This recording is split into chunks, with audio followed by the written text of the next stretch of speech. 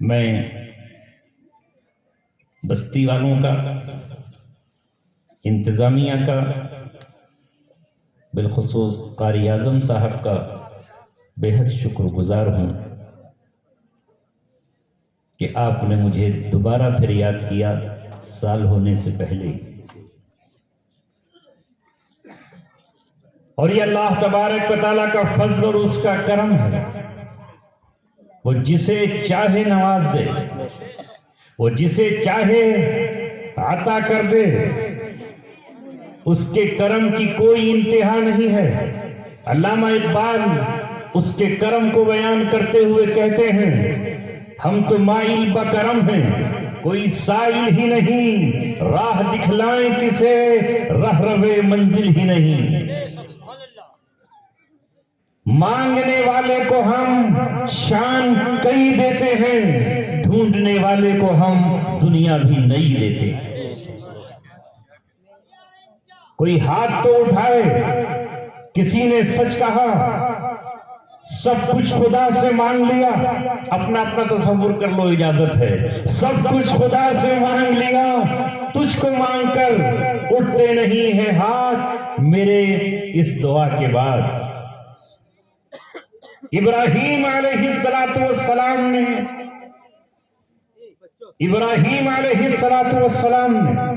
اپنی اولاد کو مقام محترم حرم محترم کے پاس بسا کر، ہاجرہ کو وہاں چھوڑ کر، اسماعیل دودھ پیچے ننھے منھے بچے کو وہاں چھوڑ کر، کھجوروں کے جھرمٹ میں جب وہ واپس جا رہے ہیں، زمین پہ بیٹھ کر دامن پھیلا کر اللہ تبارک و تعالیٰ سے کہا، ربی انی اسکنت من ذریتی بواد غیر ذی زرع عند بیتک المحرم.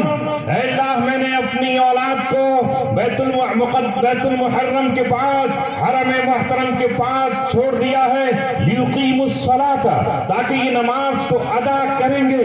نہ یہاں گھاس ہے، نہ پانی کا چشمہ ہے، نہ کوئی کنواں، نہ بہتا ہوا کوئی جھرنا ہے، نہ کوئی دریا. لیکن اے میرے رب، لوگوں کے دل اور ان کے قلب ان کی طرف مائل فرما دیجئے. اور دوسرے مقام پر فرمایا، وارزقہم من الثمرات، اور ان کو پھل کھلائیے. مانگا اللہ تبارک و تعالیٰ سے. اللہ نے کہا، ابراہیم تو نے ہاتھ پھیلا کر دعا کی ہے، جو مانگا ہے وہ ہم نے عطا کر دیا ہے. تیرے بیٹے اسماعیل کے قدموں سے ایک ایسا پانی کا چشمہ جاری کروں گا کہ جس کو قیامت تک جاری رہنا ہے، جس کا ایک سرا مکہ معظمہ میں ہوگا اور اس کا دوسرا سرا جنت المعلی میں. وہ ہے زمزم، جس کا تذکرہ قاری ذوالفقار صاحب بھی کر رہے تھے کہ اللہ ہمیں بھی پلا دے زمزم کا پانی. پانی تو خیر پی ہی لیتے ہیں، مگر وہاں پلا دے پہنچ کر کے. مسئلہ یہ ہے، اللہ تبارک و تعالی ہم سب کو پلائے. ایک ابراہیم علیہ السلام نے یہ دعا مانگی، اور دوسری دعا اللہ تبارک و تعالی سے خانہ کعبہ کی تعمیر کے بعد اللہ رب العزت سے دعائیں مانگی. اے میرے عزیزوں، اللہ تبارک و تعالی نیکیوں کے بعد، اچھے کام کرنے کے بعد دعاؤں کو قبول فرماتا ہے. ابراہیم علیہ السلام نے خانہ کعبہ تعمیر کر دیا، اور اللہ تعالیٰ فرما رہا ہے، وَإِذْ يَرْفَعُ إِبْرَاهِيمُ الْقَوَاعِدَ مِنَ الْبَيْتِ وَإِسْمَاعِيلُ. وہ وقت یاد کرنے کے قابل ہے، وہ وقت یاد کرنے کے قابل ہے. جب قرآن میں لفظ اذ آئے تو اس کا ترجمہ ہوتا ہے وہ وقت یاد کرنے کے قابل ہے. اے اہل ایمان، یہاں بیٹھے ہوئے محمد رسول اللہ کے غلاموں، وہ وقت یاد کرنے کے قابل ہے. اللہ فرما رہا ہے کہ جب ابراہیم اور اسماعیل دونوں پتھر اٹھا کر لا رہے تھے، بیٹا مزدور تھا، باپ معمار تھا، اور تعمیر کیا ہو رہا تھا، وہ اپنا گھر نہیں بنا رہے تھے، وہ کوئی محل نہیں بنا رہے تھے، وہ کوئی چوپان نہیں بنا رہے تھے. وَإِذْ يَرْفَعُ إِبْرَاهِيمُ الْقَوَاعِدَ مِنَ الْبَيْتِ، وہ بیت اللہ کی تعمیر کر رہے تھے. کون؟ بیٹا اسماعیل اور باپ ابراہیم. وہ وقت ہے یاد کرنے کے قابل. اور جب تعمیر ہو گیا تو کہا، ربنا تقبل منا انک انت السمیع العلیم. اے ہمارے رب، اسے قبول فرما. قبول فرما لیجئے. عبادت کرنا اپنی جگہ، آپ کا محنت کرنا اپنی جگہ، وہاں سے قبولیت کا شرف مل جانا یہ اپنی جگہ. اور اسی موقع پر پھر دعا کر لی، ربنا وابعث فیہم رسولا منہم یتلو علیہم آیاتک. اے اللہ ان کے درمیان، یعنی اللہ تبارک و تعالیٰ نے آپ نے جو آخری پیغمبر کا وعدہ کیا ہے جس سے پوری دنیا جگمگا جائے گی، جو تمام نبیوں کا امام، جو تمام بادشاہوں کا سربراہ، جو تمام امیروں کا امیر، جو تمام حسینوں کا حسین، جس پر سارے حسن ختم ہو جائیں، جس پر ساری علم ختم ہو جائیں، جس کا علم لامحدود، جس کا حسن لامحدود، ساری دنیا کا حسن ایک پڑھنے میں رکھ دیا جائے. حوروں کا حسن، یوسف علیہ السلام کا حسن، چاند کا حسن، ستاروں کا حسن، کلیوں کا حسن اور تمہاری آنکھوں کا نور ایک پڑھنے میں رکھ دیا جائے اور محمد صلی اللہ علیہ وسلم کا دوسرے میں رکھ دیا جائے تو یہ سارا حسن اس کے سامنے کوئی حیثیت نہیں رکھتا ہے. اے اللہ وہ نبی جس کا آپ نے وعدہ کیا ہے، جس رسول کا وعدہ کیا ہے، وہ آخری پیغمبر ہوں گے جن پر نبوت ختم ہو جائے گی، جن پر رسالت ختم ہو جائے گی، جن پر امارت ختم ہو جائے گی، جن پر قیادت ختم ہو جائے گی، جن پر امامت ختم ہو جائے گی. اے اللہ میں چاہتا ہوں کہ اسے میری ہی اولاد سے بھیج دے.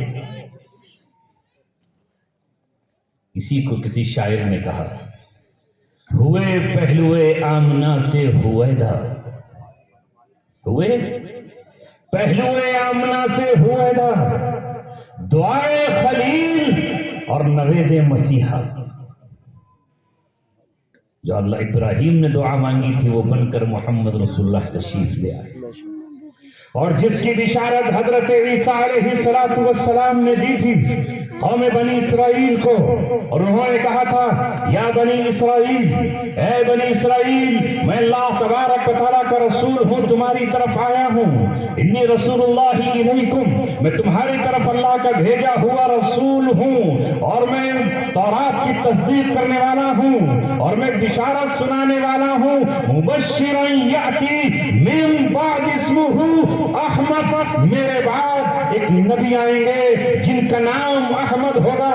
اور حضرت عیسیٰ علیہ السلام نے بنی اسرائیل سے کہہ دیا، یہودیوں سے کہہ دیا، تم میرا راستہ روک سکتے ہو، میرے راہ کا روڑا اور پتھر بن سکتے ہو، مجھے تم قتل کرنے کی سازشیں اور کوشش کر سکتے ہو، میں بشارت دینے کے لیے آیا ہوں. میرے بعد وہ آنے والے ہیں جن کا راستہ نہ سمندر روک پائیں گے، نہ پہاڑ روک پائیں گے، نہ دریا روک پائیں گے، نہ یہود روک پائیں گے، نہ مشرکین عرب روک پائیں گے، نہ ایران کا قصہ روک پائے گا، نہ روم کا قیصر روک پائے گا. زمین کی کوئی حیثیت ہی نہیں ہے، وہ جدھر نظر اٹھائیں گے ادھر زمین سمٹتی چلی جائے گی. اور ان کا مقام تو بہت اونچا ہے، آسمان جھک کر کے انہیں سلام کرے گا، زمین ان کو سلام کرے گی. ان کے دیوانے، ان کے مستانے، ان کے چاہنے والے اگر سمندر کو اشارہ کر دیں گے تو سمندر ان کے پیالے میں آ جائے.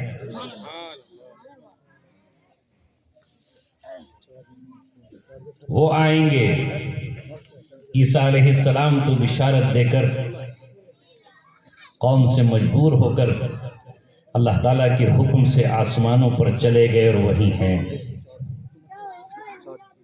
آئیں گے، پھر آئیں گے، پھر آئیں گے اس امت کی نصرت کے لیے، پھر آئیں گے محمد صلی اللہ علیہ وسلم کے دین کو تمام دنیا میں غالب کرنے کے لیے. سنو سرزمین رائے پور پر بیٹھنے والوں، دل کے کانوں سے سنو، نگاہوں کو ادھر متوجہ کرو. اسٹیج پہ کوئی آ رہا ہے اسے آنے دو، جو جا رہا ہے اسے جانے دو، کوئی پان کھا رہا ہے تو کھانے دو، کوئی چائے پی رہا ہے تو پینے دو. یہ مجمع تمہارے لیے سجا ہے، یہ بزم تمہارے لیے سجی ہے. اس بزم کے دولہا یہ نہیں ہے، اس بزم کے دولہا آپ ہو. تمہارے بغیر دولہا بیکار ہے. اگر بارات نہ ہو ساتھ میں تو دولہا اکیلا کیا ٹامک پیا مارے گا. لہذا باراتی آپ ہو، قدر آپ کی ہمیں کرنا چاہیے.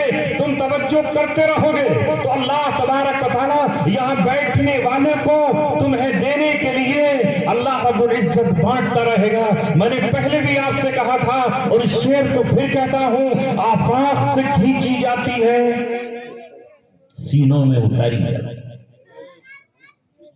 آفاق سے کھینچی جاتی ہے، سینوں میں اتاری جاتی ہے۔ توحید کی ماء ساغر سے نہیں نظروں سے پلائی جاتی ہے۔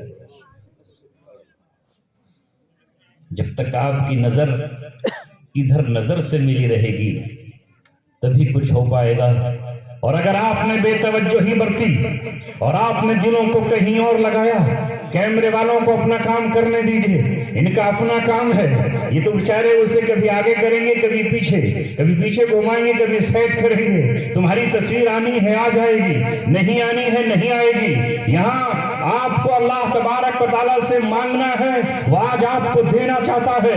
وہ کہہ رہا ہے کہ کون ہے آج مجھ سے مانگنے والا؟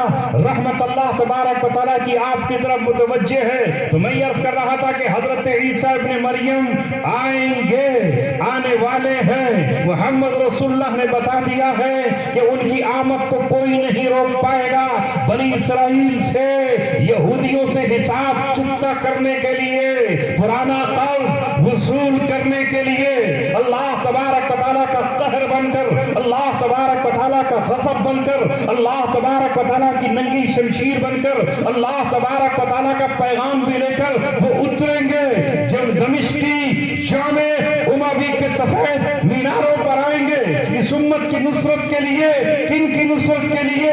فاطمہ کے لال کی نصرت کے لیے، حسن کے اولاد کی نصرت کے لیے، حسین کی اولاد کی نصرت کے لیے، یعنی امام مہدی رضی اللہ تعالیٰ عنہ کی نصرت کے لیے، دجال کے خاتمے کے لیے، دجال کے قتل کے لیے، اس کا ڈیتھ وارنٹ لے کر حضرت عیسیٰ ابن مریم آئیں گے۔ ملک شام میں آئیں گے، ارض مقدس میں آئیں گے۔ اسرائیل کا جو ایک گیٹ اور دروازہ ہے جس کا نام باب لد ہے، اس لد پر دجال کا خاتمہ کر کے حضرت مہدی کی مدد کریں۔ اس لیے دوستو، رسول پاک صلی اللہ علیہ وسلم نے آپ کے متعلق کہا، یہ ضمانت کسی کو نہیں مل سکی، یہ پیغام کسی امت کو نہیں ملا۔ آپ نے فرمایا یہ امت کیسے ہلاک ہو جائے گی، یہ میری امت کیسے ہلاک ہو جائے گی؟ یہ ہلاکت سے نہ ڈرے، بالکل نہیں۔ جس کے شروع میں ہوں، درمیان میں مہدی ہے، اور جس کے آخر میں عیسیٰ ابن مریم آئیں گے مدد کے طور پر کہ اللہ کے رسول صلی اللہ علیہ وسلم کے دین کو ساری دنیا میں غالب کریں۔ اور جب وہ آئیں گے تو اندھیرا ایسے چھٹ جائے گا جیسے سورج کے سامنے رات کی سیاہی چھٹ جاتی ہے۔ جب وہ آئیں گے تو باطل اس طرح پھٹ جائے گا جس طرح آپ ڈھیلا مارے دریا میں تو کائی آپ کے ڈھیلے سے پھٹ جاتی ہے۔ اللہ نے فرمایا ہے هو الذی ارسل رسولہ بالہدی ودین الحق لیظہرہ علی الدین کلہ ولو کرہ الکافرون۔ اللہ رب العزت نے فرمایا کیا اس ذات نے محمد صلی اللہ علیہ وسلم کو دین حق کے ساتھ بھیجا ہے اور ہدایت کے ساتھ بھیجا ہے تاکہ وہ پورے دین کو مکمل کر دیں اور تاکہ اس دین کو غالب کر دیں، چاہے انکار کرنے والوں کو، اس کا انکار کرنے والوں کو کتنا ہی ناگوار کیوں نہ گزرے، یہ دین محمد رسول اللہ صلی اللہ علیہ وسلم کا مشرق کے آخری چھوڑ تک پہنچے گا، مغرب کے آخری کنارے تک پہنچے گا، شمال کے آخری حصے تک پہنچے گا، جنوب کے آخری حصے تک پہنچے گا۔ نہ کوئی کچا مکان بچے گا، نہ کوئی پکا مکان بچے گا، نہ اونٹ کی کھال سے بنا ہوا خیمہ بچے گا، نہ پتھر سے تراشا ہوا کوئی عمدہ محل بچے گا، نہ کوئی ٹاٹ سے بنی ہوئی جھونپڑی بچے گی، اور نہ کوئی پھوس سے بنا ہوا چھپر کا مکان بچے گا۔ الا ادخلہ اللہ الاسلام، اللہ تبارک و تعالی اس میں اسلام کو داخل کر کے رہے گا، بعز عزیز او بذل ذلیل، عزت والے کو عزت کے ساتھ اس میں بٹھایا جائے گا، اور جو گردن اکاڑے گا اس کی گردن کو پکڑ کر کے ذلت کے ساتھ بٹھائے گا۔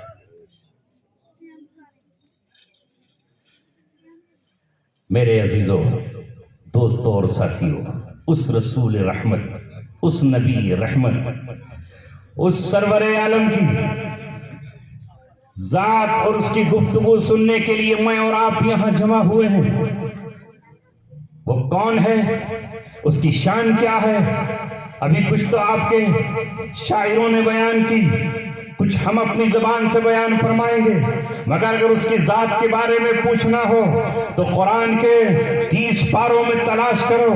اللہ تبارک و تعالی بیان کر رہا ہے کہ وہ کون ہیں، اور اگر دیکھنا ہے کہ وہ کون ہیں تو پھر ان کی 63 سالہ زندگی کا ایک ایک ورق پلٹتے چلے جاؤ، ایک ایک پنہ پلٹتے چلے جاؤ۔ وہ رہبر دو عالم ہیں محمد صلی اللہ علیہ وسلم۔ اگر قرآن نے ان کو کہا ہے کہ وہ رحمت للعالمین ہیں تو حقیقت میں وہ رحمت للعالمین ہی ہیں، اور انہوں نے اس پوری کائنات کو سکون بخشا ہے۔ میں اس سورت کی تفسیر و تشریح نہیں کر پاؤں گا چونکہ وقت کی بہت قلت ہے۔ میں نے سورہ والضحیٰ آپ کے سامنے پڑھی ہے۔ اللہ تبارک و تعالیٰ نے کہا چڑھتے سورج کی قسم ہے، دوپہر کے وقت کے دن کی قسم ہے، والضحیٰ، اور کسی نے اس سے استعارہ لیتے ہوئے یہ کہا کہ اللہ تبارک و تعالیٰ آپ کی پیشانی کے نور اور آپ کے رخسار کے نور کی قسم کھا رہا ہے۔ قسم ہے آپ کی چمکتی ہوئی پیشانی کی، والضحیٰ واللیل اذا سجا، اور قسم ہے رات کی جب رات چھا جائے۔ یہ رات کی قسم نہیں ہے بلکہ آپ کی سیاہ زلفوں کی قسم ہے۔ والضحیٰ واللیل اذا سجا، قسم ہے چڑھتے ہوئے دن کی، اور قسم ہے ڈھلتی ہوئی شام کی، اور پرسکون بنا دینے والی رات کی۔ اشارہ کیا ہے؟ میرے محبوب اور محبوب کے ماننے والے اور ان کے مقام اور عظمت کو نہ پہچاننے والے، ساری کائنات سن لے، ذرہ ذرہ متوجہ ہو جائے اللہ تبارک و تعالیٰ کے پیغام کی طرف۔ اللہ رب العزت نے یہ سورت اس وقت اتاری ہے جب چند دنوں کے لیے امتحاناً ابتلاءً اللہ تبارک و تعالیٰ نے سلسلہ وحی کو روک دیا، اور آپ کی بدبخت چچی ابو لہب کی بیوی ام جمیل نے مکہ میں پروپیگنڈا کر دیا، اے میرے بھتیجا جو یہ کہتا تھا کہ میرا تعلق اللہ سے ہے، وہ اس کا تعلق ٹوٹ چکا ہے، اس کا اللہ اس سے روٹ چکا ہے، اس کا رب اس سے ناراض ہو چکا ہے، اب وحی اس کے پاس نہیں آ رہی ہے۔ وہ جو سوالات کیے گئے تھے کہ اصحاب کہف کون ہے، تعداد کیا تھی، نہیں بتا پا رہا ہے۔ اس سے جو سوال کیا تھا کہ ذوالقرنین کون ہے، وہ ذوالقرنین کی تاریخ اور ہسٹری کو لوگوں کے سامنے بیان نہیں کر پا رہا ہے۔ اس سے سوال کیا گیا تھا کہ روح کیا ہے، لہذا بھی ان کا جواب نہیں آیا ہے۔ سلسلہ وحی رک گئی ہے، محمد کا رب محمد سے روٹ گیا ہے، محمد کا ناطہ اپنے رب سے ٹوٹ گیا ہے، محمد کا رشتہ محمد کا رشتہ اللہ رب العزت سے منقطع ہو گیا ہے۔ یہ بات جب مکے میں پھیلی، گلی گلی گئی، گھر گھر گئی، تو اللہ تبارک و تعالیٰ نے آپ کی عظمت کو بیان کرنے کے لیے اور آپ کے مقام عرفہ کو قیامت تک کے لیے بیان کرنے کے لیے اس سورت کو نازل فرمایا، جس کا ایک ایک لفظ آپ کی عظمتوں کی داستان بیان ہے۔ کیا کہا تھا کہ ان کے رب نے چھوڑ دیا، دشمنی ہو گئی ہے ان کے درمیان، ان کے رب کے درمیان۔ اب ذرا سورت کو پڑھتے جائیے اور سنتے چلے جائیے۔ اللہ نے کہا جس طرح میں نے دنیا کی روشنی کے لیے، دلوں کو جگمگانے کے لیے، آنکھوں کو دکھانے کے لیے سورج کو بنایا ہے، اس سورج کی وجہ سے دن روشن ہو جاتا ہے، ہر چیز نظر آ جاتی ہے۔ اسی طرح اے میرے محبوب، اے آمینہ کے لال، اے عبداللہ کے در یتیم، اے علی مرتضیٰ کے بھائی، اے جعفر طیار کے چچا زاد بھائی، میں نے جس طرح دنیا کا سورج بنایا ہے، اسی طرح میں نے تجھے روحوں کو منور کرنے کے لیے، دنوں کو روشن کرنے کے لیے، مردہ دنوں کو تابانی بخشنے کے لیے لیے تجھے میں نے سورج بنایا ہے، اور اسی لیے اللہ تعالیٰ نے کہا ہم نے آپ کو سراج منیر بنایا ہے۔ یہ کیسے ہو سکتا ہے کہ میں دیواروں کو چمکانے کے لیے سورج بناؤں؟ یہ کیسے ہو سکتا ہے کہ درختوں کو چمکانے کے لیے سورج بناؤں، زمین کو دیکھنے کے لیے سورج بناؤں، اور انسانوں کے دلوں کی جو آنکھیں ہیں انہیں روشن کرنے کے لیے تجھ جیسا روشن چراغ وہ سورج لگا۔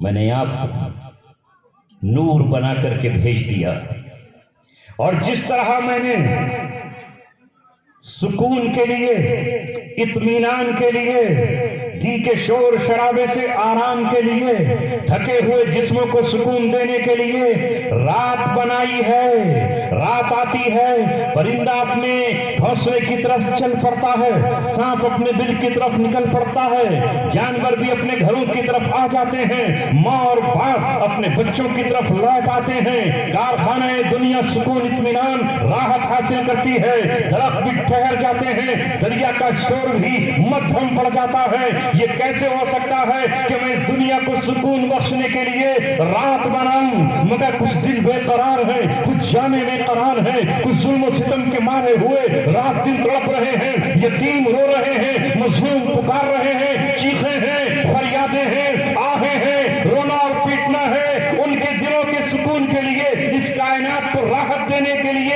میں تجھے نہ بھیجوں اے میرے محبوب؟ میں نے جس طرح رات کو بنایا ہے جو سکون عطا کرتی ہے، اسی طرح میں نے بے قرار دلوں کو قرار دینے کے لیے، بے چینوں کو چین دینے کے لیے، تڑپتے ہوئے لوگوں کو آرام اور سکون دینے کے لیے تجھے بنایا۔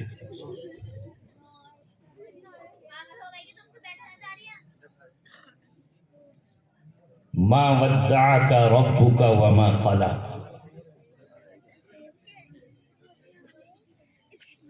یہ شیطان آ گیا آپ کے پاس، ذرا لاہور پڑھ دیجیے۔ جب شیطان آتا ہے منہ کے پاس تو منہ پھیل جاتا ہے لکڑ بگے کی طرح، اس لیے حدیث میں حکم ہے کہ اس وقت منہ پہ ہاتھ رکھ لو اور کیا پڑھو؟ لا حول ولا قوت الا باللہ العلی العظیم۔ اگر اس محفل میں بھی شیطان آ جائے، آپ کے پاس بھی آ گیا، یہ بیٹھے ہیں آگے افغانی ٹوپی والے، ان کے پاس بھی آ گیا، کیا بات ادھر زیادہ ہی ہے کیا؟ خالی پیٹ بیٹھا کرو، جلسوں میں پیٹ پیٹ بھر کے بہت زیادہ چکنی بریانی کھا کے مت بیٹھا کرو، پھر نیند آئے گی۔ تجھ کو کرنے ہیں ہزاروں دشت طے، مضطرب کیوں پہلی ہی منزل میں ہے۔ ابھی تو آپ کو مولانا عبداللہ سالم صاحب کا بھی بیان سننا ہے۔ میں ابتدا میں آپ کے پاس بیٹھ گیا ہوں پرانی یاد تازہ کرنے کے لیے، اس وقت آپ سوئے تو پھر کیا ہوگا؟ ہائے ہائے، اس قوم کو جاگنا چاہیے تھا مگر یہ سو رہی۔ میں رات کے لشکر سے اکیلا ہی لڑوں گا، سایہ بھی میرا ساتھ دینے سے انکار کرے گا۔ یہ فکر مجھے چین سے سونے نہیں دیتی، اب کون میری قوم کو بیدار کرے گا؟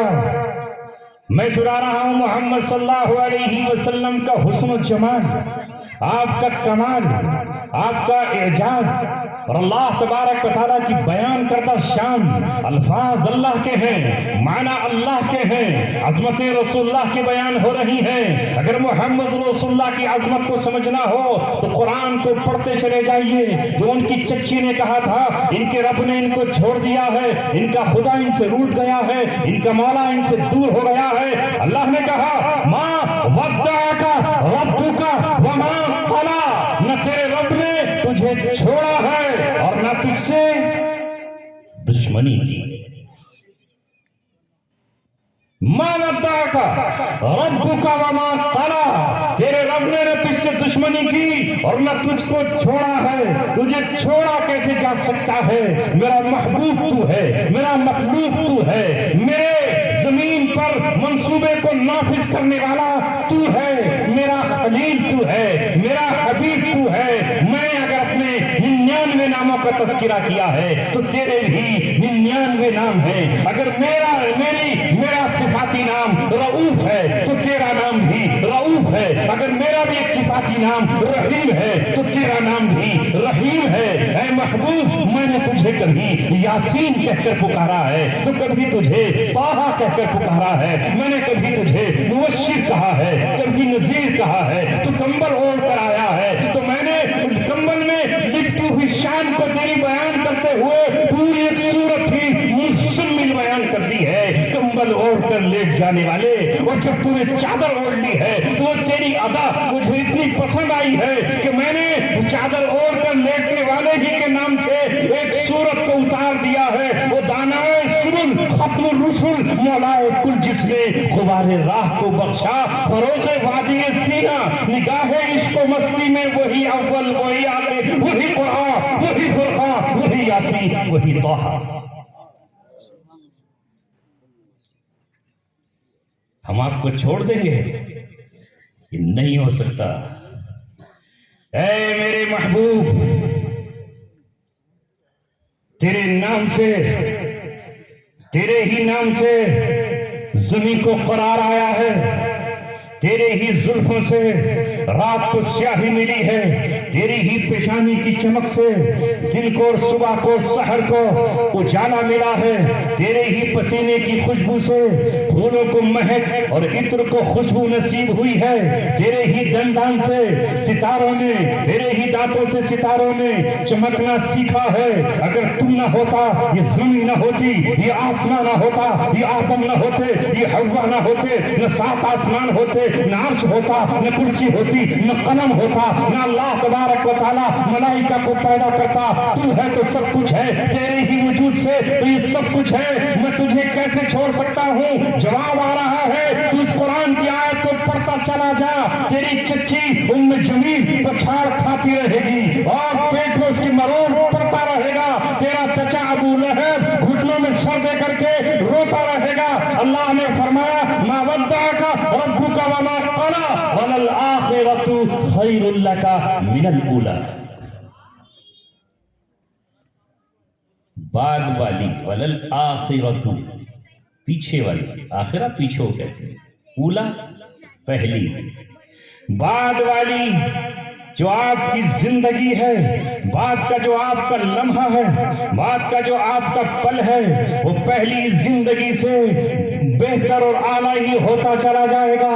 آپ کے بچپن سے آپ کی جوانی اعلیٰ ہوگی اور آپ کی جوانی سے آپ کا آخر اعلیٰ ہوگا اور آپ کی اس دنیا سے آپ کی آخرت اعلیٰ ہوگی. بچپن میں آپ کو کوئی قریب نہیں آنے دیتا تھا، مگر جوانی چبائے گی تو چاروں طرف آپ کے پروانوں کی طرح، چاروں طرف آپ کے جگنوؤں کی طرح لوگ بیٹھے ہوں گے. لہذا آپ کا ہر دن پہلے دن سے اچھا ہوتا چلا جائے گا، یہاں تک کہ میدان قیامت میں بھی آپ سب سے اعلیٰ اور عرفہ ہوں گے. جب ساری امتیں پہنچیں گی حضرت آدم کے پاس سفارش کر دیجئے، وہ منع کر دیں گے. پہنچیں گے نوح علیہ السلام کے پاس سفارش کر دیجئے، انکار کر دیں گے. عیسیٰ علیہ السلام تک امتیں بھاگتی پھر رہی ہوں گی. اس وقت شفاعت کا حق جو شفاعت کبریٰ ہے وہ آپ ہی کو حاصل ہوگا. آدم سے لے کر کے حضرت عیسیٰ تک سارے انسانوں کی کتنی صفیں ہوں گی قیامت میں؟ کتنے ہوں گی؟ 120. ماشاءاللہ.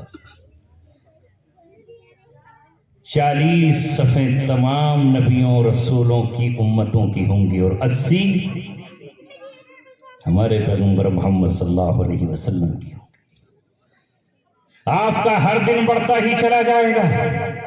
ابتدا اس طرح ہے، انتہا آگے بڑھتی چلے جائے گی اور ایک ایک چیز آپ پڑھتے چلے جائیے. قرآن کے پارے پڑھیے، یہ سیرت کے برق الٹیے.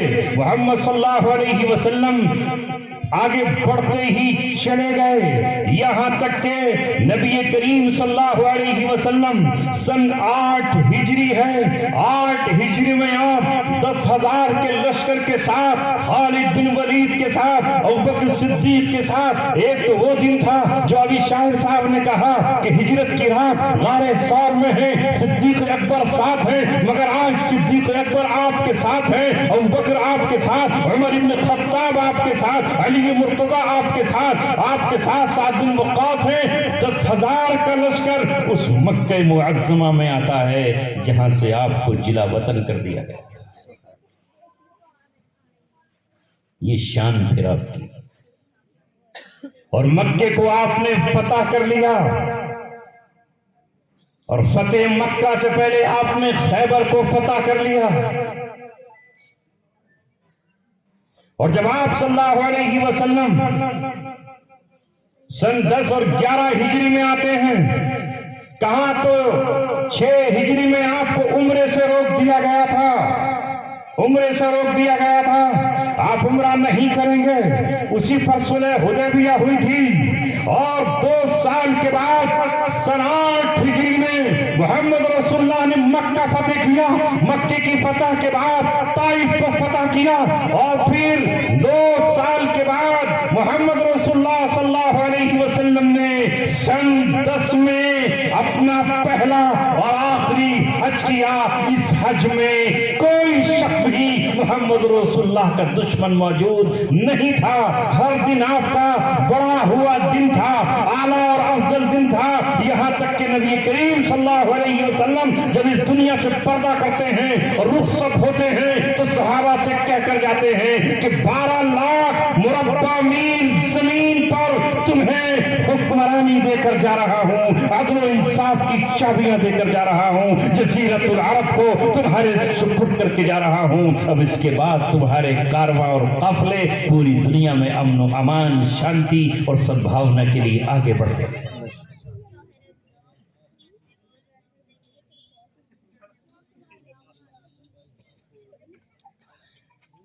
میرے عزیزوں، ایک ہلکی سی جھلک ہے جو میں نے آقا سرور عالم صلی اللہ علیہ وسلم کی آپ کے سامنے پیش کی۔ پوری سورت کی تفسیر کہاں میں آپ کو سنا پاؤں۔ اب اللہ نے کہا سنو اے میرے محبوب، جو میں کہہ رہا ہوں، وَلَسَوْفَ يُعْطِيكَ رَبُّكَ فَتَرْضَىٰ، دشمنی کی بات، تیرا رب تجھ کو وہ دے گا کہ آپ اس سے راضی ہو جائیں گے۔ کیا چاہیے محمد صلی اللہ علیہ وسلم؟ بتا دیجئے، اشارہ کر دیجئے۔ ارے آپ تو بہت اعلیٰ اور عرفہ ہیں، تمہارے غلام جو تمنائیں کریں گے ان غلاموں کی تمنا کو پورا کر دیا جائے گا، تمہارے دیوانے جو ہم سے چاہیں گے ان کو دے دیا جائے گا۔ عمر ابن خطاب کی چاہتوں پر قرآن اتر جائے گا، ان کی چاہتوں پر اللہ تبارک و تعالیٰ زمینوں کو سمیٹ دے گا، سمندروں کو اللہ تبارک و تعالیٰ راستوں کی مانند بنا دے گا۔ اے میرے محبوب، وَلَسَوْفَ يُعْطِيكَ رَبُّكَ فَتَرْضَىٰ أَلَمْ يَجِدْكَ يَتِيمًا فَآوَىٰ، کیا تیرے رب نے تجھے یتیم نہیں پایا تھا کہ ٹھکانہ دیا؟ ایک دن وہ تھا کہ آپ یتیم تھے، اور ایک دن آج کا دن ہے کہ آپ کو ٹھکانہ ملا۔ کیسا ٹھکانہ؟ مدینے کے انصار کا ٹھکانہ۔ مدینے میں آپ کو ہم نے ٹھکانہ دیا۔ اہل مکہ نے تو آپ کی قدر نہ کی، اہل طائف نے تو آپ کے مقام کو نہیں پہچانا، اہل طائف محروم ہوئے، اہل مکہ محروم ہوئے۔ یہ مکے والے جو آپ کے کہنے پر مدینہ نہیں جا سکے، یہ مہاجرین کا خطاب نہیں پایا انہوں نے، انصار کا خطاب ان کو نہیں ملا، لیکن ہم نے آپ کو مدینے میں پناہ دی۔ الم یجدک یتیما فآویٰ ووجدک ضالا فہدیٰ، آپ کے رب نے آپ کو راہ حق کی تلاش میں اڑتے ہوئے، تڑپتے ہوئے، مچلتے ہوئے، دعائیں کرتے ہوئے پایا۔ کبھی آپ غار ہیرا میں ہیں، اے میرے رب، اے میرے ربا، مجھے مجھے بتائیے راہ حق مجھے کس طرح دکھانا ہے، کس طرح قوم کی قیادت کرنا ہے۔ یہ قوم شراب کے نشوں میں مست ہے، شراب کے جام ان سے کیسے چھڑانا ہے۔ یہ ناچ گانے کی محفلوں میں جاتی ہے جہاں بہن اور بیٹیوں کی کوئی پرواہ نہیں کرتی، اس راستے سے کیسے روکنا ہے۔ یہ یتیم کا مال کھا کر چین کی بنسی بجاتے ہیں، وہ شراب کے جام پی کر کے ناچتے ہیں۔ یتیموں کے مال کو کیسے محفوظ کرنا ہے۔ یہ بیواؤں کے سروں پر دوپٹہ نہیں ڈالتے، میں ان بیواؤں کو سروں پر دوپٹہ ڈالنا چاہتا ہوں۔ انہوں نے اپنے سماج کے ذریعے سے عورتوں پر ظلم و ستم کر رکھا ہے۔ اے اللہ میں کیسے اس کو روکوں گا؟ اللہ مجھے راستہ بتائیے، مجھے راہ دکھائیے، مجھے راہ دکھانے کے لیے کوئی نوشتہ عطا فرمائیے۔ اسی تلاش میں آپ تھے، اسی کڑھن میں آپ تھے، اسی چبھن میں آپ تھے کہ تنہا کہ غارے حرا میں ہم نے آپ پر آسمانی صحیفہ جبریل کے ہاتھوں بھیج دیا اور ہم نے کہا اقرأ بسم ربک الذی خلق خلق الانسان من علق اقرأ وربک الاکرم۔ لو ہم قرآن اتارتے ہیں اس سے رہنمائی، اس سے رہنمائی کیجئے۔ کوئی سوال کرے گا تو جواب ہم دیں گے۔ بتا دو انہیں اصحاب کہف کا واقعہ کیا ہے۔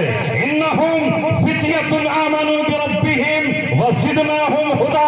لو ہم سورہ کہف ہی اتار دیتے ہیں، پڑھ کر سنا دو انہیں جو آپ سے سوال کرنے کے لیے آئے ہیں۔ بتا دو انہیں ذوالقرنین کون تھا اور اس نے کتنے سفر کیے ہیں اور کس دیوار کو اس نے تانبے سے بھر دیا تھا۔ بتاؤ انہیں یسألونک عن الروح قل الروح من امر ربی۔ یہ روح کے بارے میں سوال کرتے ہیں، بتا دو روح میرے رب کا حکم ہے، راز ہے، اس کا فیصلہ ہے، اس کا امر ہے، انہیں بتا دو۔ لہذا یہ جو سوال کریں گے ان کے سوالوں کا جواب دیتے چلے جائیے۔ میں آپ کو اولین کا علم دے رہا ہوں، آخرین کا علم دے رہا ہوں، جو ماضی میں ہو چکا ہے وہ آپ کو بتا رہا ہوں۔ قصہ یوسف آپ پر نازل فرماؤں گا، قصہ فرعون اور موسیٰ آپ پر اتاروں گا، میں بتاؤں گا آپ کو، اور آپ مکے میں بتاتے چلے جائیے۔ آپ کو میں قرآن کی شکل میں ایک ایسی کتاب دے رہا ہوں، سمندر کا پانی خشک ہو جائے گا، آسمان کے ستارے گن لیے جائیں گے، لیکن قرآن کا علم کبھی پورا نہیں۔ علم یجد کا یتیما فآوہ، ہم نے ٹھکانہ نہ دیا۔ ووجدک عائلا فأغنی، آپ بظاہر، لفظ ظاہر لگا رہا ہوں، حقیقت میں تو سب کچھ آپ ہی کا ہے، حقیقت میں تو سب کچھ آپ ہی کا ہے۔ جنت کی چابیاں آپ کے ہاتھ میں، اللہ عطا فرمائے گا۔ آپ نے فرمایا میرے ہاتھ میں ہوں گی جنت کی چابیاں۔ اللہ رب العزت نے کہا آپ کو بظاہر غریب پایا، چونکہ آپ کا بھائی بھی نہ تھا، آپ کی بہن بھی نہ تھی، آپ کا گھرانہ اور خاندان حاجیوں کی خدمت کرتے ہوئے غریب ہو گیا تھا۔ وَوَجَدَكَ عَائِلًا فَأَغْنَى، پھر اللہ تبارک و تعالیٰ نے آپ کو غنی کر دیا۔ مکے کی ایک تاجرہ، مکے کی ایک رئیسہ، مکے کی ایک مالدار، جس کے پاس اس زمانے میں اتنا مال تھا جانتے ہو، ٹوٹل حضرت خدیجہ کی جو کیپٹل تھی، سرمایہ تھا، اتنا تھا جتنا کل مل کر کے پورے مکے والوں کا تھا۔ اس کے دل میں ہم نے آپ کی محبت کو جاگزو کیا، اور وہ آپ کی زوجہ بن کر جب آپ کی زوجیت میں آئی تو آپ کو ہم نے خدیجہ کا شوہر بنا کر مال سے نواز دیا۔ آپ اس کے مال کے مالک بن کر ابو جہل سے کہنے کے لگے کہ میں تجھ سے کچھ کم نہیں۔ ہم نے آپ کو غنی کر دیا، بظاہر مال سے بھی، اور غنی کر دیا آپ صلی اللہ علیہ وسلم کو علم سے بھی۔ اتنا علم بانٹتے چلے جائیے، ناپنے والے آپ کے علم کو ناپتے رہیں گے، ناپ نہیں پائیں گے۔ قیامت تک کیا ہونے والا ہے وہ آپ اپنی امت کو بتا دیجئے، کس مقام پر کیا ہوگا وہ آپ سمجھا دیجئے۔ عیسیٰ ابن مریم دجال کا قتل کہاں کریں گے یہ امت کو بتا دیجئے۔ امام مہدی کہاں ظاہر ہوں گے وہ امت کو بتا دیجئے۔ ان کے ہاتھ پر بیعت کرنے والے ابتدا میں 7 لوگ ہوں گے، آپ ان کو بتا دیجئے۔ آئیے محمد صلی اللہ علیہ وسلم آپ کو ہم اتنا علم عطا فرمائیں گے کہ ہم نے آپ کو غنی کر دیا ہر اعتبار سے، جو مانگے گا وہ آج آپ کے در سے، اور جو آپ سے منہ موڑے گا وہ ذلیل و خوار ہو جائے۔ فَأَمَّا السَّائِلَ فَلَا تَنْهَرْ فَأَمَّا الْيَتِيمَ فَلَا تَقْهَرْ وَأَمَّا السَّائِلَ فَلَا تَنْهَرْ۔ اب آخر میں اللہ تعالیٰ نے اپنے محبوب کو خطاب کرتے ہوئے کہا کہ جب فَأَمَّا الْيَتِيمَ فَلَا تَقْهَرْ، جب تمہارے سامنے کوئی یتیم آ جائے تو اسے غصے کی نظر سے مت دیکھنا، اسے قہر کی نظر سے مت دیکھنا، اسے سختی کی نظر سے مت دیکھنا۔ اے میرے محبوب، ہم نے تمہیں یتیمی کا ذائقہ اسی لیے چکھایا ہے تاکہ آپ محسوس کر سکو یتیمی کا درد کیا ہوتا ہے، یتیمی کا غم کیا ہوتا ہے، مسکینیت کیا ہوا کرتی ہے۔ جب کبھی آپ کے سامنے کوئی یتیم آ جائے اور وہ آپ کے سامنے کھڑا ہو تو قہر کی نظروں سے مت دیکھنا، غصے کی نگاہوں سے مت دیکھنا۔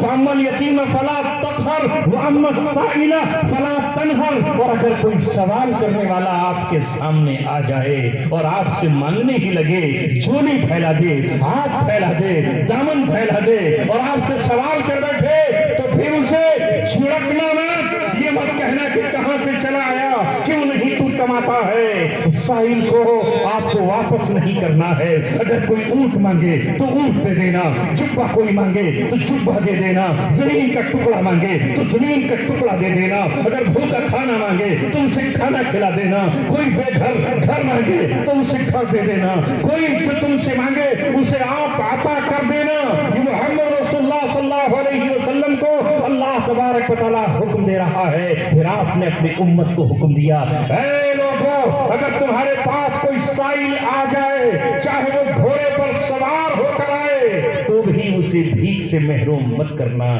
اس کے ہاتھ پہ بھیک کے چند درہم و دینار۔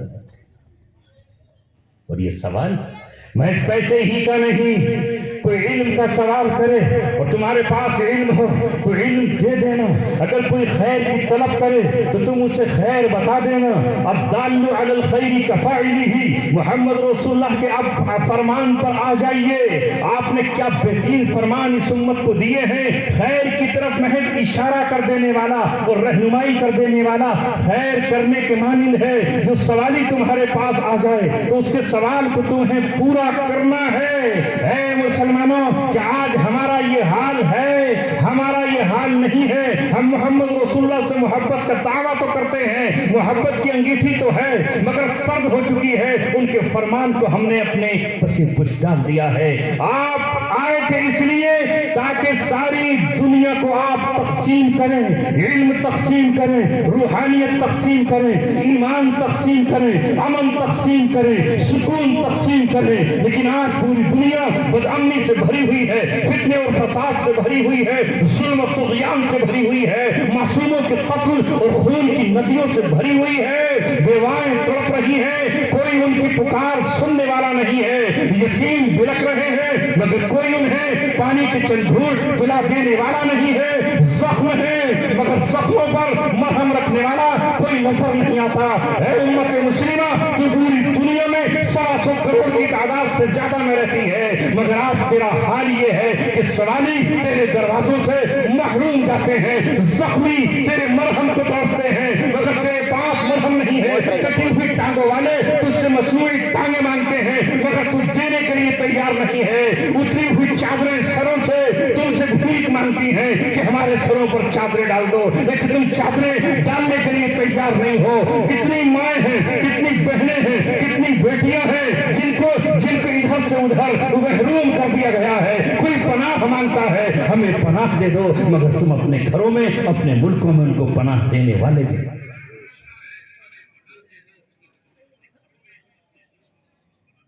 اس رسول کے نام لیوا زمین پر ان کے صحیح معنی میں امتی بن کر دکھائیں۔ وہ جب بانٹنے پر آئے تو ایک نظام بنایا جس کا نام ہے نظام زکوٰۃ، جس طرح نظام صلاۃ ہے، نماز کا نظام، اس کے لیے مسجد ہو اور مسجد میں آپ کو نماز ادا کرنی ہے۔ مدینے میں آنے سے فوراً بعد آپ نے مسجد قباء تعمیر فرمائی، مسجد نبوی تعمیر فرمائی۔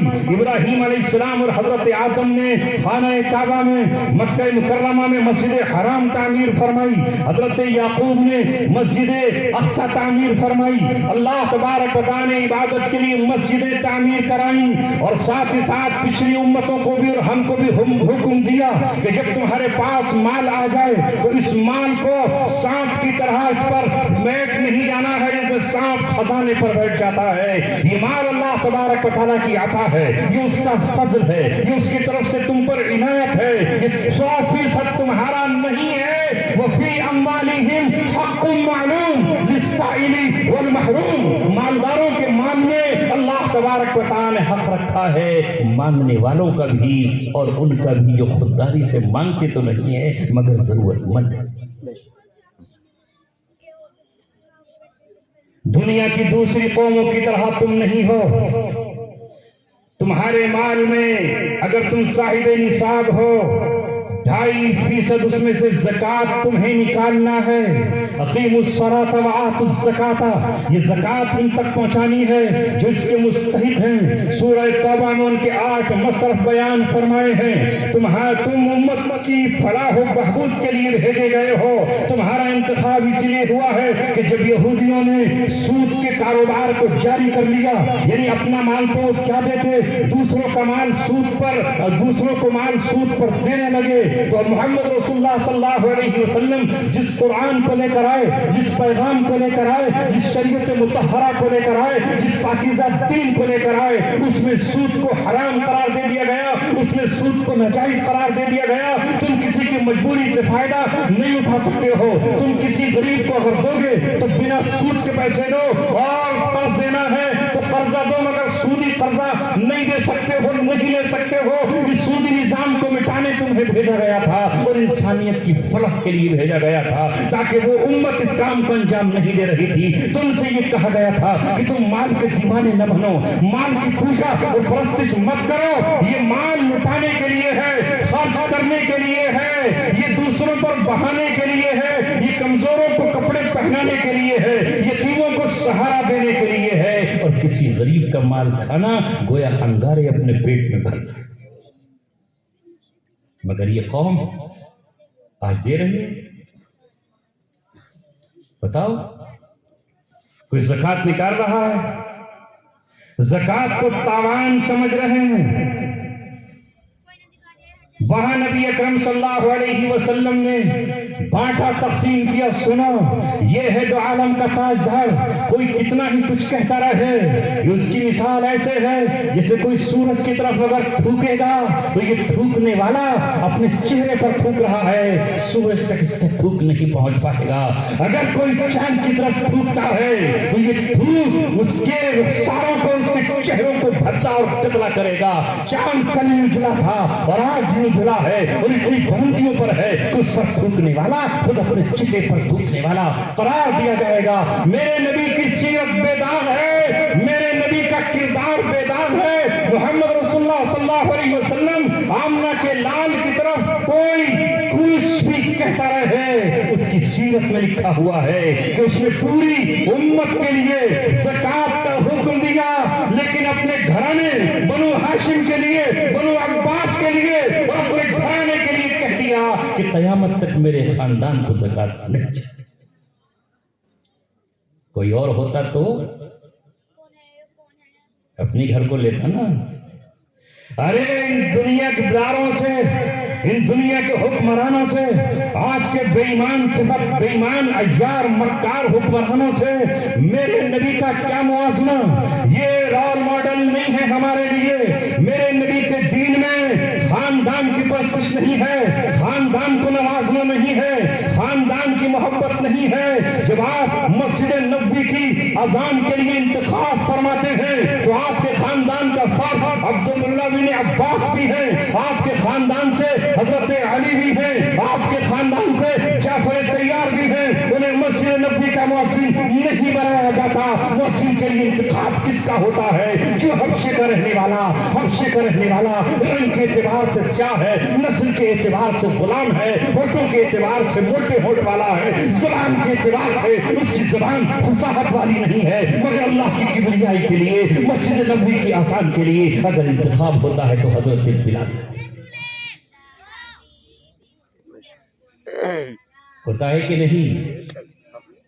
اور جب آخری وقت محمد عربی صلی اللہ علیہ وسلم کا بیماری کی عالم میں نماز پڑھنے کے لیے آئے ہیں، بیٹھ کر کے نماز پڑھ رہے ہیں، مصلی پر کس کو آگے کیا؟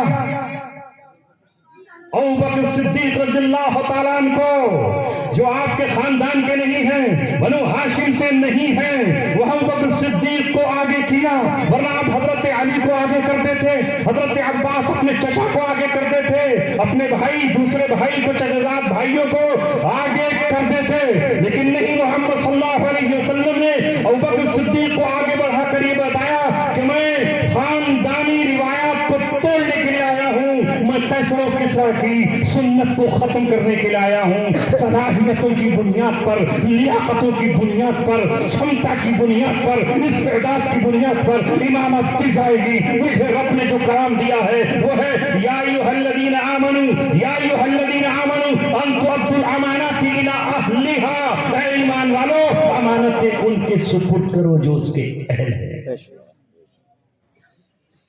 کس کے سامنے اسلام پیش کریں؟ کسے بتائیں؟ ہم نے تو محمد رسول اللہ کی سنت کو چھوڑ کر آج کسریٰ کی سنت کو اپنایا ہوا ہے۔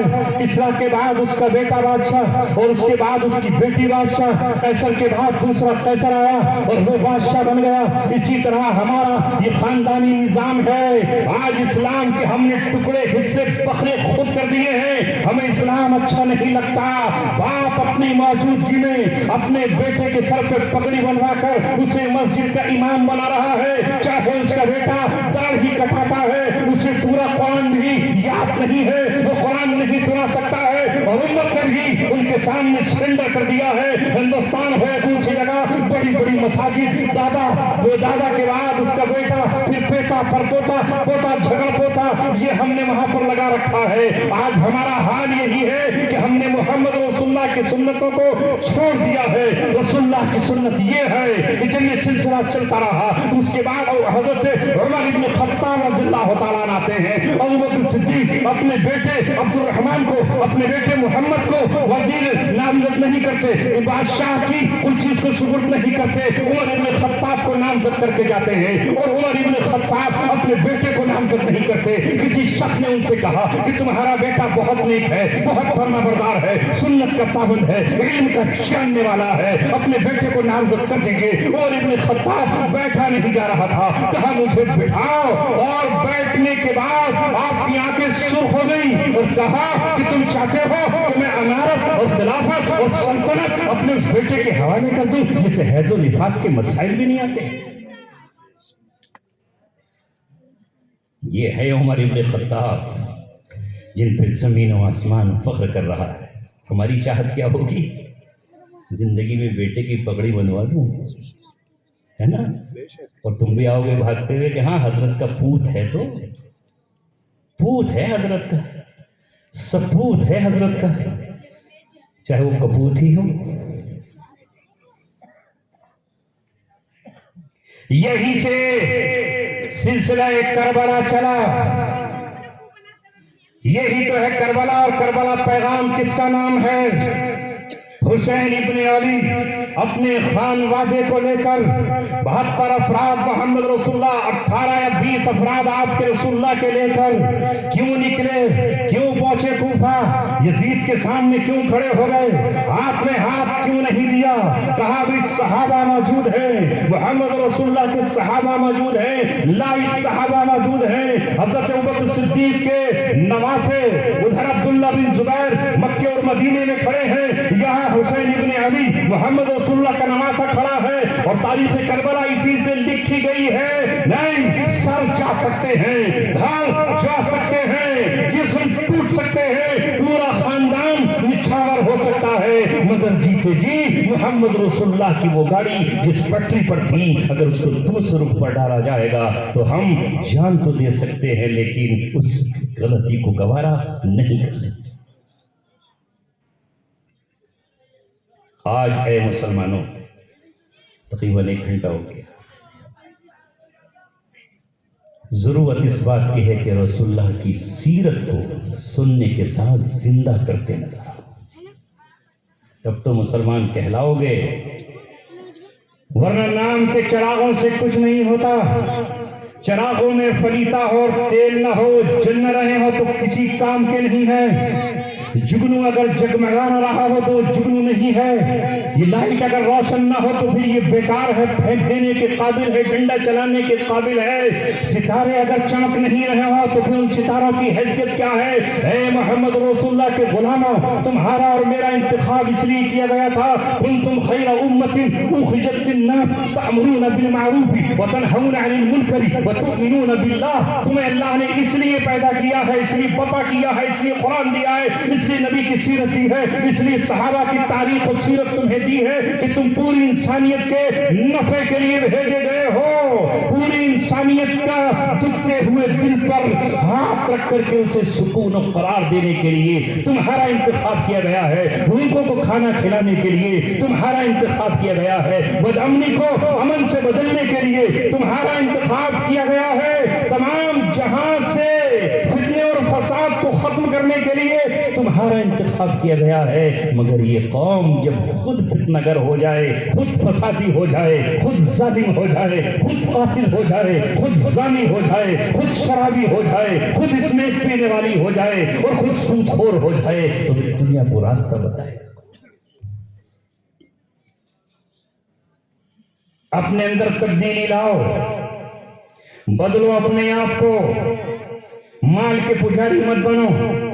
محمد رسول اللہ صلی اللہ علیہ وسلم نے تو ہم سے یہاں تک کہا، کیا کیا گفتگو کروں، سوچتا تھا بیان کروں کہ آپ نے انسانیت کو دیا کیا ہے. آپ نے بیواؤں کو یہ دیا کہ روئے زمین پر سب سے پہلا نکاح محمد صلی اللہ علیہ وسلم نے اگر کیا تو اس عورت سے جس کے 2 شوہر اسے زندگی کا جدائی کا غم دے گئے تھے وہ حضرت خدیجہ ہیں. اس زمانے میں بیواؤں کو بدتر سمجھا جاتا تھا، کوئی ان سے نکاح نہیں کرتا تھا اور بعض جگہوں پر تو بیواؤں کو، ودواؤں کو جلا دیا جاتا تھا، قتل کر دیا جاتا تھا. محمد رسول اللہ نے ایک ایسی عورت کو سینے سے لگا کر صبح قیامت تک یہ پیغام دیا کہ بیواؤں سے جو نکاح کرے گا وہ اپنے نبی کی سنت کا زندہ کرے گا. پیغام دیا کہ بیوہ ناگن نہیں ہے، ابھاگن نہیں ہے، بدبودار نہیں ہے، یہ ناگن نہیں ہے، یہ ڈسنے والی نہیں ہے، اس کے سر پہ تمہیں دوپٹہ رکھنا ہے.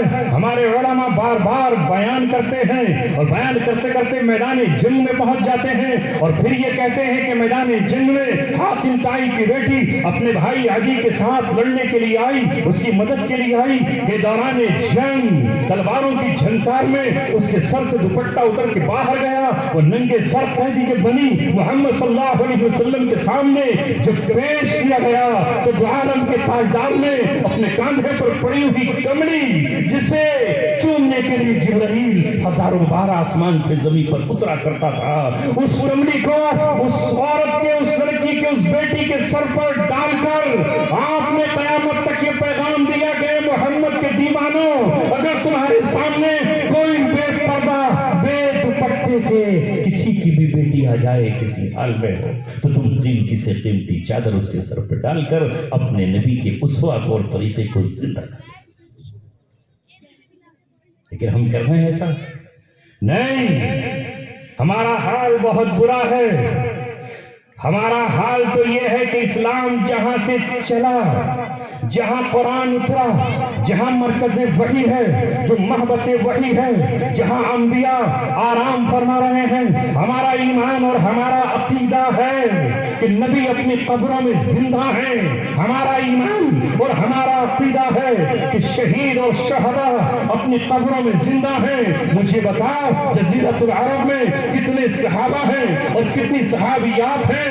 وہاں نبی کی بیٹیاں ہیں، نبی کی مائیں ہیں، نبی کے نواسے ہیں، نبی کی نواسیاں ہیں، صحابہ کے اولادیں ہیں. جہاں رسولوں کا پورا ایک گروہ کا گروہ ہے تو رات وہاں اترتی ہے، انجیل وہاں اترتی ہے، نور پہلے خانہ کعبہ پہ اترتا ہے، پھر پوری دنیا کو بانٹا جاتا ہے، رحمت رسول کی چوکھٹ پر پہلے سلامی دیتی ہے اور پھر جا کر کے وہاں سے اجازت لے کر پوری دنیا میں بکھر جاتی ہے۔ آج اس سرزمین پر اسلام کا مذاق اڑایا جا رہا ہے، اسلام کو رسوا کیا جا رہا ہے۔ میرے نبی جو قبر میں آرام فرما ہے، آج ان کی نظروں کے سامنے صحابہ کے سینوں پر، نبیوں کے سینوں پر اور صحابہ کرام کے وجود پر وہاں مغرب کی ویسٹ کی ننگی ناچنے والی عورتوں کو نچایا جا رہا ہے۔ آپ نے دیکھا نہیں ابھی جینیفر لوپیز، اس نے ریاض میں جو رقص کیا ہے، جو ڈانس کیا ہے، جو شراب کے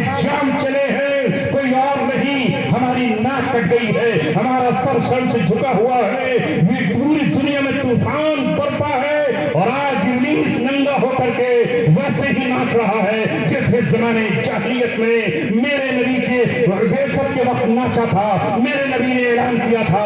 آج کے بعد 90 ہجری میں اعلان ہو گیا تھا، آج کے بعد کوئی ننگا ہو کر خانہ کعبہ کا طواف نہیں کرے گا، مگر 4 دن پہلے جینیفر لوپیز نے ننگے ہو کر خانہ کعبہ کی تصویر بنائی گئی، اور خانہ کعبہ کی تصویر کے سامنے پھر یہ ننگی عورتیں وہاں پر ناچی ہیں، اور اس کے بعد جو ناچ ہوا ہے الامام الحدیث، کیا ہم ہیں سر اور منہ دکھانے کے قابل ہے؟ یہ حال ہے ہمارا۔ جہاں سے اسلام چلا وہیں یتیم کر دیا گیا، ایسے حکمران بدبخت وہاں بیٹھ گئے جو اگر کوئی ایک لفظ بولے اٹھا کر جیل میں اور قید میں ڈال دیا جائے، اس سے 1000 گنا زیادہ تو ہم اپنے اس ملک میں آزاد ہیں، جہاں چاہتے ہیں مجمع لگا لیتے ہیں، جب چاہتے ہیں اپنے نبی کا فرمان سنا دیتے ہیں۔ اے میرے عزیزوں، یہ حال ہے اس وقت، اور اللہ تبارک و تعالیٰ کی طرف سے ڈھیل دی جاتی ہے، پھر پکڑاتی ہے۔ اللہ رب العزت معزول بھی کرتا ہے اور انتخاب بھی کرتا ہے، تخت پر بٹھاتا بھی ہے اور تب چھین بھی لیتا ہے۔ اللہ کیسا غیرت مند ہے اور ساتھ ساتھ کتنا حلیم بھی ہے۔ تمہارے سامنے تمہاری مسجد میں کوئی ڈانسر آ جائے، برداشت کر لو گے؟ نہیں کر پاؤ گے۔ لیکن اللہ تبارک و تعالیٰ کا اب حرم، اللہ تبارک و تعالیٰ کا وہ جزیرۃ العرب، ایسے ناچنے گانے والیوں کے اللہ مناظر دیکھ رہا ہے اور نوٹ کیا جا رہا ہے۔ او ظالموں، ہم نے تمہارا انتخاب اس لیے نہیں کیا تھا، اس قرآن کو تمہاری زبان میں اتارا جس میں اللہ نے کہا ان الذین یحبون ان تشیع الفاحشۃ فی الذین آمنوا لہم عذاب علیم فی الدنیا والآخرہ۔ جو لوگ اہل ایمان میں بے حیائی پھیلانے کا کام کریں گے ان کے لیے دنیا میں بھی دردناک عذاب ہے اور آخرت میں بھی ان کے لیے عذاب ہے۔ اے مولا، تیرا عذاب سچا ہے، حق ہے، آخرت میں تو ان کو عذاب دے گا ہی، مگر ہم جھولی پھیلا کر، دامن پھیلا کر تجھ سے کہتے ہیں، اس مجمع کا واسطہ دے کر تجھ سے کہتے ہیں، ان ظالموں کو اس دنیا میں ہی تو عذاب کے مزے چکھا اور ہماری گناہگار آنکھوں سے دکھا۔ اس پر مت رہو کہ اللہ تبارک و تعالیٰ تمہارا محتاج ہے۔ جو اللہ سے بھاگے گا اللہ تبارک و تعالیٰ کو بلانے کی ضرورت نہیں ہے۔ فرمایا ان تتولوا یستبدل قوما غیرکم ثم لا یکونوا امثالکم، اگر تم پلٹو گے نہیں ہماری طرف، رخ پھیر کر چلے جاؤ گے تو اللہ تبارک و تعالیٰ کو ضرورت نہیں ہے۔ نہیں آیا ابو جہل تو اللہ تبارک و تعالیٰ نے بدر میں اسے دیدہ عبرت بنا دیا، نہیں آیا اللہ کر عتبہ اور شیبہ تو بدر میں اس کا تیا پاچا کر دیا گیا، نہیں آیا محمد رسول اللہ کے دین پر ابو لہب تو اللہ تبارک و تعالیٰ نے کوڑی بنا کر جسم کو گلا کر اسے جہنم کی ڈھاک اور جہنم کا ایندھن بنا دیا، نہیں آئی لاٹ کر کی چچی ام جمیل हुई तो अल्लाह तबारक व तआला ने उसे जहन्नम की डाग और जहन्नम की लकड़ी और कोयला बना दिया। अल्लाह तबारक व तआला को जरूरत नहीं है, फिरौन अपनी फिरौनियत पर रहा, समंदर में डुबो दिया गया। नूह अलैहिस्सलाम की बात उनकी कौम के 80 लोगों को छोड़कर किसी ने नहीं मानी तो अल्लाह तबारक व तआला ने उन्हें दरियाओं में पानी में डुबो दिया। सगे बेटे को अल्लाह ने हलाक कर दिया, बीवी को अल्लाह तबारक व तआला ने पानी में डुबोया और नूह अलैहिस्सलाम से कहा वला तुखातिबनी फिल लदीना ज़लमू, किसी जालिम के बारे में मुझसे बात भी मत कर। ऐ ईमान वालो, ऐ मोहम्मद रसूलुल्लाह के गुलामों, आज भी यूट्यूब पर मैंने देखा कि कुछ जालिम उस सऊदी अरब की इस हरकत को जवाब देने की कोशिश कर रहे हैं, उसके दिफा में लिख रहे हैं, उसके दिफा में बोल रहे हैं और जालिमों और बेईमानों, जहन्नम की आग तुम्हारा इंतजार कर रही है। मेरे रब ने कुरान मुकद्दस में कहा है वला तरकनु इलल लदीना ज़लमू फतमस्सकुमुन नार, ऐ लोगों जालिम की तरफ जरा सा भी झुकाओ मत रखना, जरा सा भी झुकाव मत रखना, अपना संवेदन भी मत रखना, वरना आग तुम्हें छुएगी और पहुंच कर। दिल न झुक जाए उधर, कलम न झुक जाए, ज़बानें न झुक जाए। हमें वो महबूब है जिसे मेरा रसूल महबूब है, जो मेरे रसूल का नहीं वो मेरा नहीं, जो मेरे रसूल की तहजीब का इनकारी हो वो मेरा नहीं, जिसे नबी की सुन्नत पसंद न हो मेरे दिल में उसकी अजमत क्यों हो, जो मेरे नबी की मुकद्दस सरजमीन पर इन फाहिशाओं को रात दिन जिनाकारियां कराने वालियों को नचाता हो, वो कौन है? उसके दिल, मेरे दिल में उसकी अजमत नहीं, हरगिज़ अजमत नहीं। मैं मोहब्बत करूंगा उस मासूम बच्चे से जो रायपुर में या गड़ी मानिया वाला में किसी सरजमीन पर बैठा हो, माँ उसकी निहायत गरीब हो, बटन टूटे हुए हो, कपड़े फटे हुए हो, महल से जिस्माता हुआ हो, सर में तिलक भी न हो, लेकिन वो कुरान पढ़ रहा हो, तो उसके होठों को चूम लूंगा, उसके हाथों को अपने सीने से लगाकर बरकत हासिल करूंगा। मेरा नबी गुजरी वाला है, मेरा नबी चटाई वाला है, मेरा नबी जमीन पे लेट जाने वाला है, मेरा खलीफा उमर इब्न खत्ताब धूल पे लेट जाने वाला है, पैबंद लगाने वाला है, वो महलों में रहने वाला नहीं है। मेरा घर चले या न चले, मेरे नबी ने पेट पर पत्थर बांध करके ग़ज़वा अहज़ाब को जीता है, तो पत्थर बांधना और भूखा रहना मेरे नबी की शान। हम दीनार के बंदे नहीं, हम दिरहम के बंदे नहीं, तुम्हारे रियालों पर ठोकर मार देंगे और तुम्हारे दीनारों को हम अपने पैरों के नीचे मसल डालेंगे। मेरा नबी, उसकी रूहानियत हमें काफी है, उसकी रूहानियत हमें काफी है। उसने हमें बताया है कि तुम मुझ पर दरूद पढ़ोगे तो बराह रास्त मेरा कांटेक्ट तुमसे हो जाएगा, फरिश्ता फौरन मेरे पास लेकर आएगा। तुम्हारे उम्मती ने ऐ मोहम्मद तुम्हारे लिए दरूद का नजराना भेजा है, रसूल हम पर वहां से रहमत भेजेंगे। ये उम्मत बांझ नहीं है, ये उम्मत बेरहबर के नहीं है, ये उम्मत बिलकाइद के नहीं है। इसका कायद मदीने मुनव्वरा में आराम कर रहा है। अगर किबला खाने काबा है तो मोहब्बत, रूहानियत, ईमान और हिदायत का किबला मदीने मुनव्वरा। क्रिमिनल हमारा काबा नहीं है, लॉस एंजिल्स और व्हाइट हाउस हमारा काबा नहीं है। हमारा काबा बैतुल्लाह है, शहरे अमीन है, शहरे अमन है। हिदायत देने के लिए कुरान हमें काफी है और रसूल पाक सल्लल्लाहु अलैहि वसल्लम की हदीस जिंदा और मौजूद है। बस इसके अलावा इस हैसियत में कि कोई अरब है उससे अरब होने की बुनियाद पर मोहब्बत करें नहीं, कोई आजम है तो आजमी होने की बुनियाद पर मोहब्बत करें नहीं, कोई बनु उमैया का है तो बनु उमैया होने की वजह से मोहब्बत करें नहीं। हमारे यहाँ खानदान, कुनबे, कबीले, हसब और नसब नहीं देखे जाते। मोहम्मद अरबी का पैगाम ये है हज्जतुल वदा के मौके पर ला फज़ला लिअरबिय्यिन अलल अजमी वला लिअजमीन अलल अरबी वला लिलअस्वदी अलल अबयज़ वला लिलअहमरी अलल अबयज़। आपने फरमाया कि किसी गोरे को काले पर, किसी सुर्ख को सफेद पर, किसी अरबी को अजमी पर कोई फजीलत हासिल नहीं है। अगर फजीलत है तो वो अल्लाह तबारक व तआला के यहाँ तक़वा और तहरत की। ہم حجاج بن یوسف سے نفرت کرتے تھے اور کریں گے، اس لیے کہ اس نے 1,20,000 مسلمانوں کا قتل کیا ہے۔ اس سے محبت کریں، خانہ کعبہ پر اس نے سنگباری کی ہے، اس سے محبت کریں کہ وہ بنو امیہ سے ہے؟ نہیں، ہم بنو امیہ کے اس فقیر درویش صفت بادشاہ سے محبت کرتے ہیں جسے دنیا عمر ابن عبدالعزیز کے نام سے جانتی ہے، اس وجہ سے نہیں کہ وہ بنو امیہ کا ہے، اس وجہ سے کہ وہ رسول اللہ کا سچا پکا وفادار سپاہی ہے اور عمر ابن خطاب کے نقش قدم پر چل کر اس نے حکمرانی کی۔ یہ ہے ہماری محبت کا معیار۔ اس بنیاد پر میرے دوستو، امیر امیر سے نہیں، غریب غریب سے نہیں، مزدور مزدور سے نہیں، ہوا کرے دنیا کا دستور، تمہارا یہ دستور نہیں۔ تم اپنے رسول کے نقش قدم پر چلو، کار خیر کرتے چلے جاؤ، کتا ملے تو اسے بھی پانی پلا دو اگر وہ پیاسا ہے۔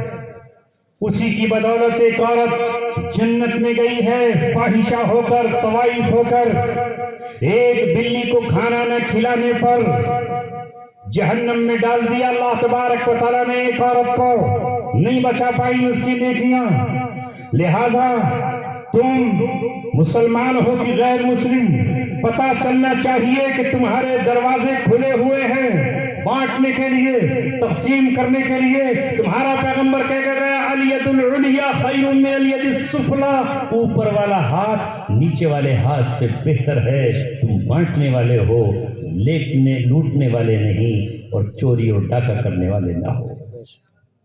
جس دن تم یہ بن جاؤ گے، تھے کل تم انصاف مانگنے تمہاری چوکھٹ پر مظلوم آتے تھے اور تم انصاف کیا کرتے تھے، اللہ تعالیٰ نے تمہیں اس قابل بنایا تھا، مگر یہ منصب ہم نے چھوڑا اور ہم نے سوچا کہ بانسری ہی میں مزہ ہے، ناچ اور گانے ہی میں ہماری عزت ہے، ناچنے گانے میں ہماری عزت ہے۔ جب سے ہم نے اسلامی تہذیب اور کلچر کو چھوڑا اور ہم نے سوچا کہ ویشی تہذیب اور مغرب کی تہذیب یہ ہماری ہے، اللہ تبارک و تعالیٰ نے ہمیں سریا سے آسمان سے تحت الثری میں پھینک دیا۔ جماعتی ہم نے جو اسلاف سے میراث پائی تھی، سریا سے زمین پر آسمانے ہم کو دے مار۔ کہاں تھے اور آج کہاں؟ آؤ انسانیت کو پھر سے نوازنے کے لیے چلیں۔ ہماری زبانیں سچی ہوں، وعدے کے ہم پکے ہوں، اصولوں کے ہم شیدائی ہوں، دنیا کو پتا چلے محمد کے غلام وعدوں کے پکے ہوتے ہیں، یہ جھوٹ نہیں بولتے، یہ دھوکہ نہیں دیتے۔ نبی نے فرمایا من غش فلیس منا، جس نے دھوکہ دیا وہ ہم میں سے نہیں۔ مسلمان دھوکے باز نہیں ہوتے۔ آج دھوکے باز ہے کہ نہیں؟ یہ دھوکہ نہیں کہ خالی آپ نے شیشم کی لکڑی بتا کر کے جام